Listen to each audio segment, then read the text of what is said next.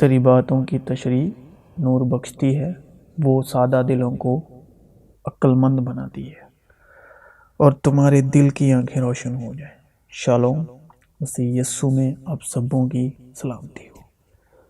آج ہم روشنی ڈالنے جا رہے ہیں مسیح یسوع کے فضل سے، روح القدس کی مدد سے، انسانی، جسمانی، زمینی وشواس اور آسمانی روحانی وشواس کے بارے میں۔ پرمیشر کا چلنا ہمارا چلنا نہیں اور ہمارا چلنا پرمیشر کا چلنا نہیں۔ ہمارا انسانی، جسمانی، زمینی وشواس چال چلن ہے، ایک سے دوسری جگہ جانا، بھاگنا۔ ہمارا وشواس کرنا پرمیشر کا وشواس نہیں۔ ہمارا وشواس کرنا اپنے بدن کے کاموں سے وشواس کرنا ہے۔ پرمیشر میں وشواس کرنا ہمارا سنسارک شبد ہے، انتظار کرنا، ویٹ کرنا۔ پر پرمیشر کا چال چلن ہم اس کی قدرت کے چلتے دیکھ سکتے ہیں۔ پوری قدرت، پوری کائنات میں پرمیشر کا وشواس کام کر رہا ہے، مگر ہمارا وشواس پرمیشر کا وشواس نہیں۔ ہمارا وشواس اپنے شریرک اور سنسارک وشواس ہے۔ ہم بھاگتے دوڑتے ہوئے وشواس کرتے ہیں، تو جب وہ کام ہو جاتا ہے، یعنی شریر کی بھاگ دوڑ، بدن کی بھاگ دوڑ، تو وہ جب کام ہو جاتا ہے تو ہم ہمارے سوبھاوک، سنسارک، سوے ابھیمانک وشواس کو، سوے دھارمکتا کو، سوے ابھیمانک وشواس کو خدا کے وشواس کا نام دے دیتے ہیں۔ کلام میں لکھا ہے، مبارک ہے وہ شخص جو خدا پر توکل کرتا ہے۔ ابھی یہ شبد سنسارک، سوبھاوک طور پر، ماڈرن اور ایڈوکیشنل طور پر بدل چکا ہے، یعنی جو خدا کی قدرت کی ویٹ کرتا ہے، انتظار کرتا ہے۔ لیکن جو انسان بدن کے طور پر، جسمانی انسان جو جسمانی طور پر ہم بدن کے کاموں کے وسیلے وشواس کرتے ہیں، تو وہ اس سمے جب وشواس کرنے کا وقت انتظار کرنا ہوتا ہے کہ وشواس کرنے کے وقت میں بھاگ دوڑ کرتے ہیں، بھاگ دوڑ میں لگ جاتا ہے۔ اب درخت جو ہے وہ چلتے پھرتے نہیں، لیکن پانی چلتا پھرتا ہے، جو کہ پرمیشر کی قدرت کا حصہ ہے۔ درخت موسم کا انتظار کرتا ہے، یعنی وشواس کرتا ہے، ویٹ کرتا ہے، صبر کرتا ہے۔ درخت پھل کی چنتا نہیں کرتا، نہ پتوں کے جھڑنے کی، نہ ڈال ٹوٹنے کی۔ درخت خدا کی قدرت پر وشواس کرتا ہے۔ خدا کی قدرت اس کے لیے کام کرتی ہے، اور جب درخت ایک جگہ کھڑا رہ کر قدرت پر، یعنی پرمیشر کا وشواس اس کے لیے کام کرتا ہے، تو موسم اس کے لیے آتا۔ خدا نے ایک مقرر وقت ٹھہرایا ہوا ہے، نہ کہ انسان کی طرح مقرر وقت سے پہلے وہ بھاگ دوڑ میں لگ جاتا ہے۔ پتے ہرے کرنے کے لیے وہ موسم کے پاس جاتا ہے، یا بہار کے یا پھل کے موسم کو پانے کے لیے بھاگ دوڑ نہیں کرتا، نہ کہ انسان کی طرح مقرر وقت سے پہلے وہ بھاگ دوڑ میں لگ جاتا ہے۔ پتے ہرے کرنے کے لیے وہ موسم کے پاس جاتا ہے، انسان کی طرح۔ درخت بہار کے یعنی پھل کے موسم کو پانے کے لیے بھاگ دوڑ کرتا ہے، بس وہ وشواس میں بنا رہتا ہے، تو بہار کا موسم، پھل کا موسم اس کے لیے خود چل کے آتا ہے، یعنی قدرت، خدا کی قدرت۔ خدا نے 6 دن کام کرنے کے بعد آرام کیا۔ کس دن کے لیے؟ خدا نے بھی انتظار کیا، خدا نے بھی وشواس کیا۔ کس دن کے لیے آرام کیا؟ مسیح یسوع کے دن کے لیے، کیونکہ ابن آدم سبت کا مالک ہے۔ اور خدا نے اپنے کام کو جسے وہ کرتا تھا 7ویں دن ختم کیا، اور اپنے سارے کام سے جسے وہ کر رہا تھا 7ویں دن فارغ ہوا، اور خدا نے 7ویں دن کو برکت دی اور اسے مقدس ٹھہرایا، کیونکہ اس میں خدا ساری کائنات سے جسے اس نے پیدا کیا اور بنایا فارغ ہوا، کیونکہ باپ کو یہ پسند آیا کہ ساری معموری اسی میں سکونت کرے، آرام کرے، اطمینان کرے، شالوم، پیس، اور اس کے خون کے سبب جو صلیب پر بہا صلح کر کے سب چیزوں کا اسی کے وسیلے سے اپنے ساتھ میل کر لے، خواہ وہ زمین کی ہو خواہ آسمان کی، اور اس نے اب اس کے جسمانی بدن میں موت کے وسیلے سے تمہارا بھی میل کر لیا، جو پہلے خارج اور برے کاموں کے سبب دل سے دشمن تھے، تاکہ وہ تم کو مقدس یعنی پاک، پوتر، بے عیب اور بے الزام بنا کر اپنے سامنے حاضر کرے، بشرطے کہ تم ایمان کی بنیاد پر قائم اور پختہ رہو، اور اس خوشخبری کی امید کو جسے تم نے سنا نہ چھوڑو، جس کی منادی آسمان کے نیچے کے تمام مخلوقات میں کی گئی۔ خدا نے ہر درخت کو جو دیکھنے میں خوشنما اور کھانے کے لیے اچھا تھا زمین سے اگایا، اور باغ کے بیچ میں حیات کا درخت یعنی زندگی کا درخت اور نیک و بد کی پہچان کا درخت بھی لگایا، اور عدن سے ایک دریا باغ کے سیراب کرنے کو نکلا۔ مبارک ہے وہ آدمی جو خداوند پر توکل کرتا ہے۔ خدا پر ہی ڈپینڈ رہنا، توکل کرنا مطلب خدا پر ڈپینڈ رہنا، خدا پر ہی نربھر رہنا، ڈپینڈ رہنا، نربھر رہنا، توکل کرنا، ڈپینڈ رہنا، نربھر رہنا۔ جیسے اولاد اپنے ماں باپ پر ڈپینڈ رہتی ہے، نربھر رہتی ہے۔ پرمیشور میں سمپورن وشواس اور کیول اسی پر نربھر رہنا، اور جس کی امیدگاہ خداوند ہے، کیونکہ وہ اس درخت کی مانند ہوگا جو پانی کے پاس لگایا جائے اور اپنی جڑ دریا کی طرف پھیلائے، اور جب گرمی آئے تو اسے کچھ خطرہ نہ ہو، بلکہ اس کے پتے ہرے رہیں، اور خشک سالی کا اسے کچھ خوف نہ ہو، اور پھل لانے سے باز نہ رہے۔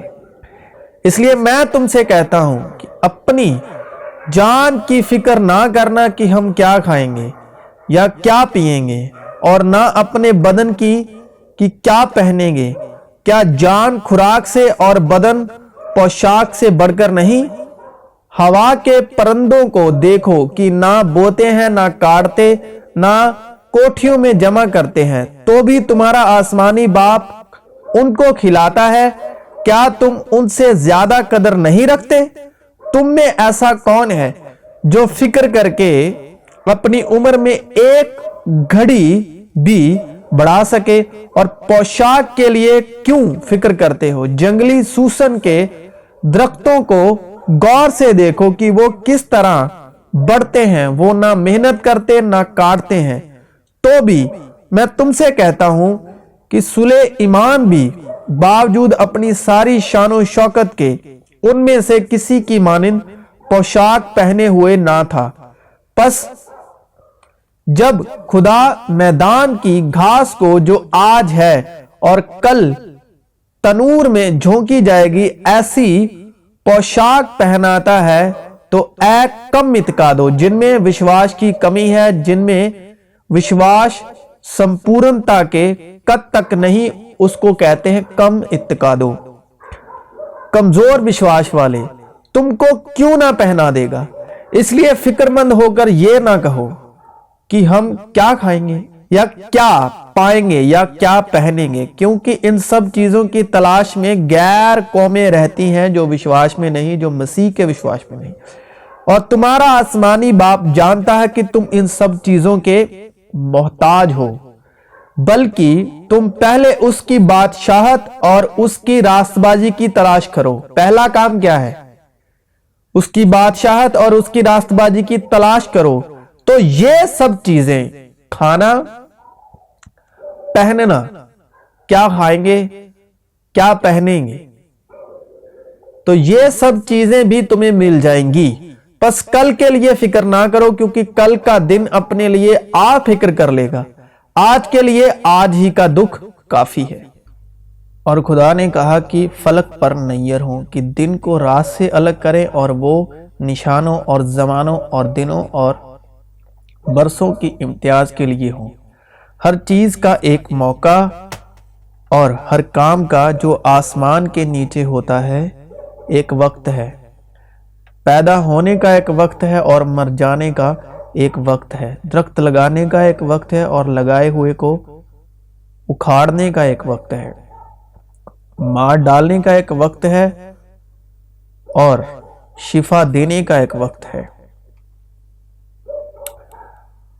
ڈھانے کا ایک وقت ہے اور تعمیر کرنے کا ایک وقت ہے. رونے کا ایک وقت ہے اور ہنسنے کا ایک وقت ہے.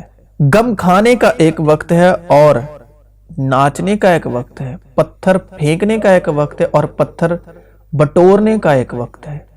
ہم گوشی کا ایک وقت ہے اور ہم گوشی سے باز رہنے کا ایک وقت ہے. حاصل کرنے کا ایک وقت ہے اور کھو دینے کا ایک وقت ہے. رکھ چھوڑنے کا ایک وقت ہے اور پھینک دینے کا ایک وقت ہے. پھاڑنے کا ایک وقت ہے اور سینے کا ایک وقت ہے. چپ رہنے کا ایک وقت ہے اور بولنے کا ایک وقت ہے. محبت کا ایک وقت ہے اور عداوت کا ایک وقت ہے. جنگ کا ایک وقت ہے اور صلح کا ایک وقت ہے. کام کرنے والے کو اس سے جس میں وہ محنت کرتا ہے کیا حاصل ہوتا ہے. میں نے اس سخت دکھ کو دیکھا جو خدا نے بنی آدم کو دیا ہے کہ وہ مشقت میں مبتلا رہیں.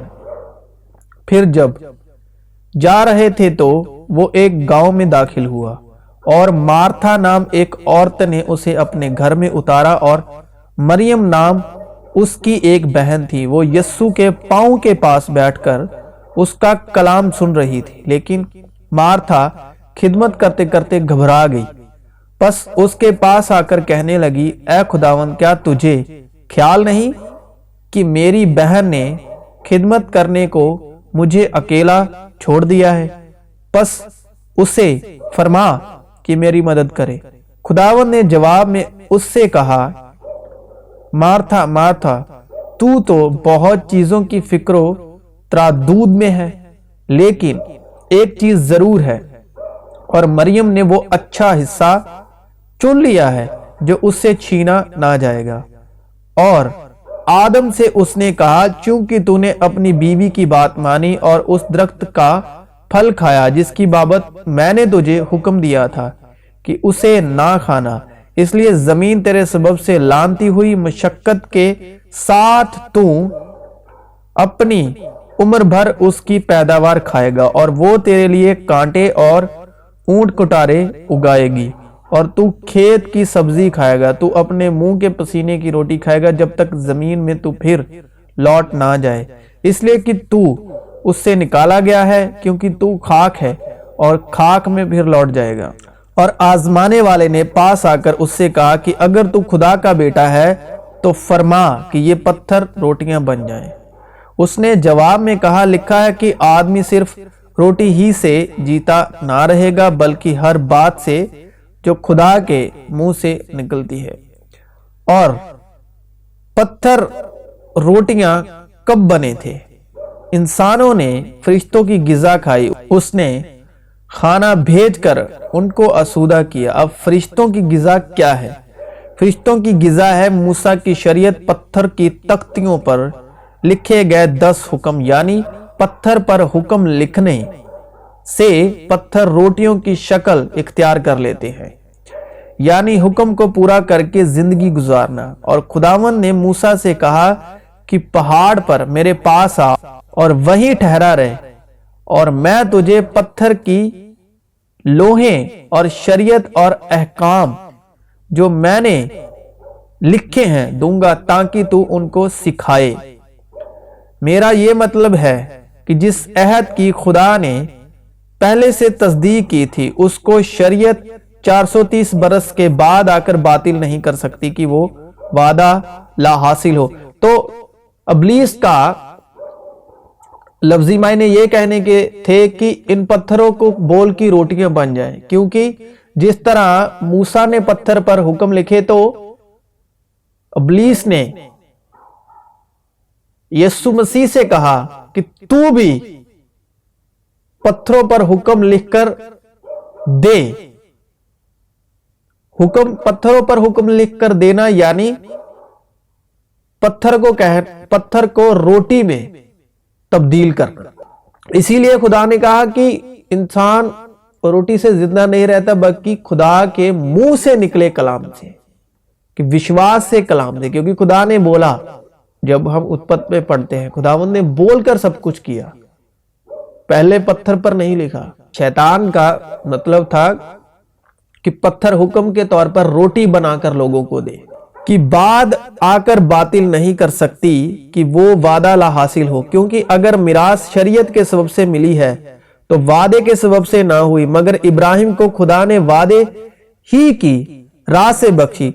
बस शरीयत क्या रही, वो नाफरमानी के सबब से बाद में दी गई कि उस नस्ल के आने तक रहे जिससे वादा किया गया था, और वो फरिश्तों के वसीले से एक दरमियानी की मार्फत मुकर्रर की गई, क्योंकि लिखा है कि वो तेरी बाबत अपने फरिश्तों को हुक्म देगा। ये हुक्म मेरे बाप से मुझे मिला है। तो फरिश्तों की बाबत वो जो पत्थर की तख्ती है, तो इसीलिए जैसे लिखा है कि खुदावंद ने कहा कि पत्थर की लोहे ले, इसीलिए वहां पर इब्लीस यानी यीशु को आकर बोल रहा है कि तू भी पत्थर की लोहे ले और हुक्म लिख, क्योंकि लिखा है कि वो तेरी बाबत अपने फरिश्तों को हुक्म देगा। ये हुक्म मेरे बाप से मुझे मिला है। बाप मुझे इसलिए मोहब्बत रखता है कि मैं अपनी जान देता हूं ताकि उसे फिर ले लूं। कोई उसे मुझसे छीनता नहीं, बल्कि मैं उसे आप ही देता हूं। मुझे उसके देने का भी इख्तियार है और उसके फिर लेने का भी इख्तियार है। हुक्म का मकसद यह है कि पाक दिल और नेक नियत और बेरिया ईमान से मोहब्बत पैदा हो। तुमने फरिश्तों की मार्फत से शरीयत तो पाई, तुमने फरिश्तों की मार्फत से शरीयत तो पाई और अमल ना किया। तो शरीयत यानी मूसा के 10 हुक्म किसने दिए? फरिश्तों के वसीले। और वो ही फरिश्ता जो आकर यीशु मसीह को बोल रहा है कि तू भी पत्थरों को रोटी में तब्दील कर दे, यानी तू भी मूसा की तरह हुक्म लिख। उससे पहले बागे अदन में औरत के वसीले हुक्म की नाफरमानी हुई, उससे पहले, क्योंकि जो कलाम फरिश्तों की मार्फत फरमाया गया था जब वो कायम रहा, जो मूसा की शरीयत वो फरिश्तों की मार्फत फरमाया हुआ कलाम है, और हर कसूर और नाफरमानी का ठीक ठीक बदला मिला।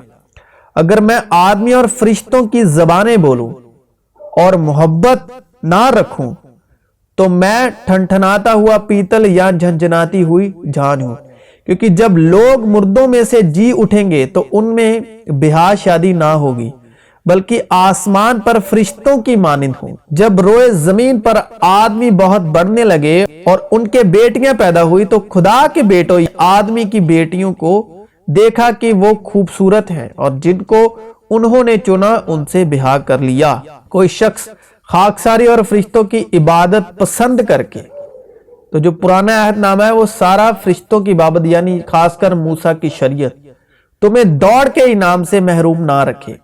तो यानी शरीयत मूसा के 10 हुक्म जो फरिश्तों की मार्फत वो दी गई, तो वो हमें किससे महरूम रखते हैं, किससे जुदा रखते हैं? दौड़ के इनाम से यानी विश्वास से। ऐसा शख्स अपनी जिस्मानी अकल पर बेफायदा फूल कर देखी हुई चीजों में मशरूफ यानी बिजी रहता है। उसने उस आने वाले जहान को जिसका हम जिक्र करते हैं फरिश्तों के ताबी नहीं किया। उसने उस आने वाले जहान को जिस जहां में हम हैं फरिश्तों के ताबी नहीं किया। अगले जमाने में खुदा ने बाप दादा से حصہ با حصہ اور طرح با طرح نبیوں کی معرفت کلام کر کے اس زمانے کے آخر میں ہم سے بیٹے کی معرفت کلام کیا، جسے اس نے ساری چیزوں کا وارث ٹھہرایا اور جس کے وسیلے سے اس نے عالم بھی پیدا کیے۔ وہ اس کے جلال کا پرتاؤ اور اس کی ذات کا نقش ہو کر سب چیزوں کو اپنی قدرت کے کلام سے سنبھالتا ہے۔ وہ گناہوں کو دھو کر عالم بالا پر کبریا کی دائنی طرف جا بیٹھا اور فرشتوں سے اسی قدر بزرگ ہو گیا جس قدر اس نے میراث میں ان سے افضل نام پایا، کیونکہ فرشتوں میں سے اس نے کب کسی سے کہا کہ تو میرا بیٹا ہے، آج تو مجھ سے پیدا ہوا، اور پھر یہ کہ میں اس کا باپ ہوں گا اور وہ میرا بیٹا ہوگا۔ لیکن اس نے فرشتوں میں سے کسی کے بارے میں کب کہا کہ تو میری دائنی طرف بیٹھ جب تک میں تیرے دشمنوں کو تیرے پاؤں تلے کی چونکی نہ کر دوں، کیونکہ واقعی میں وہ فرشتوں کا نہیں بلکہ ابراہیم کی نسل کا ساتھ دیتا ہے، یعنی ایمان والی کا۔ اے محنت اٹھانے والوں اور بوجھ سے دبے ہوئے لوگوں، محنت اٹھانے والوں جو شریعت کی دھارمکتا میں محنت کرتے ہیں، دھارمکتا ارن کرنے کے لیے دھارمکتا کو کماتے ہیں شریعت کو مان کر۔ اے محنت اٹھانے والوں اور بوجھ سے دبے ہوئے لوگوں، سب میرے پاس آؤ، میں تمہیں آرام دوں گا۔ تم کتاب مقدس میں ڈھونڈتے ہو، یعنی پرانے عہد نامے میں، کیونکہ سمجھتے ہو کہ اس میں ہمیشہ کی زندگی تمہیں ملتی ہے، اور یہ وہ ہے جو میری گواہی دیتی ہے۔ پھر بھی تم زندگی پانے کے لیے میرے پاس آنا نہیں چاہتے۔ یہی ہے وہ جو پانی اور خون کے وسیلے سے آیا تھا، یعنی یسوع مسیح۔ وہ نہ فقط پانی کے وسیلے سے بلکہ پانی اور خون دونوں کے وسیلے سے آیا تھا، اور جو گواہی دیتا ہے وہ روح ہے، کیونکہ روح سچائی ہے، اور گواہی دینے والے تین ہیں، روح اور پانی اور خون، اور یہ تینوں ایک ہی بات پر متفق ہیں۔ ان کے پھلوں سے تم انہیں پہچان لو گے۔ کیا جھاڑیوں سے انگور یا اونٹ کٹاروں سے انجیر توڑتے ہیں؟ اسی طرح ہر ایک اچھا درخت اچھا پھل لاتا ہے اور برا درخت برا پھل لاتا ہے۔ اچھا درخت برا پھل نہیں لا سکتا، نہ برا درخت اچھا پھل لا سکتا ہے۔ جو درخت اچھا پھل نہیں لاتا وہ کاٹا اور آگ میں ڈالا جاتا ہے۔ پس ان کے پھلوں سے تم انہیں پہچان لو گے۔ جو مجھ سے اے خداوند کہتے ہیں، ان میں سے ہر ایک آسمان کی بادشاہت میں داخل نہ ہوگا، مگر وہی جو میرے آسمانی باپ کی مرضی پر چلتا ہے۔ جو اس پر ایمان لاتا ہے اس پر سزا کا حکم نہیں ہوتا، جو اس پر ایمان نہیں لاتا اس پر سزا کا حکم ہو چکا، اس لیے کہ وہ خدا کے اکلوتے بیٹے کے نام پر ایمان نہیں لایا، اور بغیر ایمان کے اس کو پسند آنا ناممکن ہے، اس لیے کہ خدا کے پاس آنے والے کو ایمان لانا چاہیے کہ وہ موجود ہے اور اپنے طالبوں کو بدلا دیتا ہے۔ یہ نہیں کہ ہم ایمان کے بارے میں تم پر حکومت جتاتے ہیں، بلکہ خوشی میں تمہارے مددگار ہیں، کیونکہ تم ایمان ہی سے قائم رہتے ہو، اور اگر تم مسیح کے ہو تو ابراہیم کی نسل اور وعدے کے مطابق وارث ہو، اور وہ جو تقریباً 100 برس کا تھا باوجود اپنے مردہ سے بدن اور سارا کے رحم کو مرداگی پر لحاظ کرنے کے ایمان میں ضعیف نہ ہوا، بس ایک شخص سے جو مردہ سا تھا آسمان کے ستاروں کی برابر کثیر اور سمندر کے کنارے کی ریت کے برابر بے شمار اولاد پیدا ہوئی۔ اسی واسطے وہ میراث ایمان سے ملتی ہے تاکہ فضل کے طور پر ہو، اور وہ وعدہ کل نسل کے لیے قائم رہے، نہ صرف اس نسل کے لیے جو شریعت والی ہے بلکہ اس کے لیے بھی جو ابراہیم کی مانند ایمان والی ہے۔ وہی ہم سب کا باپ ہے، اور ایمان کے بانی اور کامل کرنے والے یسوع کو تاکتے رہیں، جس نے اس خوشی کے لیے جو اس کی نظروں کے سامنے تھی شرمندگی کی پرواہ نہ کر کے صلیب کا دکھ سہا اور خدا کے تخت کی دائنی طرف جا بیٹھا۔ روپے کی محبت سے خالی رہو، اور جو تمہارے پاس ہے اس پر قناعت کرو، کیونکہ اس نے خود کہا ہے کہ میں تجھ سے ہرگز دست بردار نہ ہوں گا اور کبھی تجھے نہ چھوڑوں گا۔ کیونکہ ہم کو ایمان کے وسیلے فضل ہی سے نجات ملی ہے، اور یہ تمہاری طرف سے نہیں، خدا کی بخشش ہے۔